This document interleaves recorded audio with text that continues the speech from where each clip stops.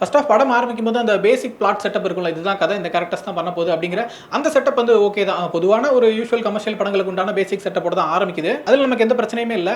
அந்த மாதிரி கதையை தான் எதிர்பார்த்து நம்ம போகிறோம். அதுக்குள்ள அவங்க எவ்வளவுக்கு எக்ஸைட்டிங்கான விஷயங்கள் கிரியேட் பண்ணியிருப்பாங்க, அதை எந்த அளவுக்கு என்டர்டெய்னிங்காக பண்ணியிருப்பாங்க அப்படிங்கிறத நம்மளோட எதிர்பார்ப்பாக இருந்துச்சு. அந்த இடத்துல தான் அவங்க கோட்டை விட்டாங்களோ அப்படிங்கிற மாதிரி தோணுச்சு. ஃபர்ஸ்ட் ஆஃப் முழுக்கவே வந்து ஹியூமர் எனக்கு சுத்தமாகவே ஒர்க் அவுட் ஆகல.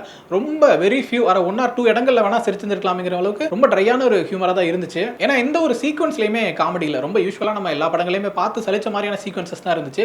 ஒரு ஹீரோயின் இருப்பாங்க, ஹீரோ உங்களுக்கு ட்ரை பண்றாங்களா இல்லையாங்கிறது முன்னாடி அதுக்கு முன்னாடி காமெடி நம்ம ட்ரை பண்ணணும் அப்படின்னு சொல்லிட்டு பண்ணுவாரு. இதை வந்து நம்ம ஒரு நூற்றுக்கணக்கான படங்கள்ல இந்த மாதிரி சீக்வன்சஸ் பார்த்திருப்போம். அதே மாதிரி சீக்வன்சஸ் தான் பிளான் பண்ணியிருக்காங்கன்றப்போ அதுக்குள்ள அவங்களால கிரியேட்டிவா எந்த ஹியூமரையுமே கிரியேட் பண்ண முடியல. சரி, ஹியூமர் தான் ஒர்க் அவுட் ஆகல. அந்த ஆக்ஷன் டிராமா எந்த அளவுக்கு ஒர்க் அவுட் ஆயிருக்கு அப்படின்னு சொல்லி பார்த்தோம்னா, ஹீரோ வந்து ஒரு வில்லன் கேங்க போட்டு மாறு வேஷத்துல அடிச்சு போட்டுட்டு வந்துருவாரு. அதே மாறு வேஷத்துல இருக்கிற அந்த இடத்துக்கு போகக்கூடிய காமெடி மாட்டிக்குவாரு அப்படிங்கிற சீக்வன்ஸ் வந்து நம்ம வேற சில படங்களையுமே பார்த்திருப்போம். உதாரணத்துக்கு கந்தசாமி கூட சொல்லலாம்னு நினைக்கிறேன்.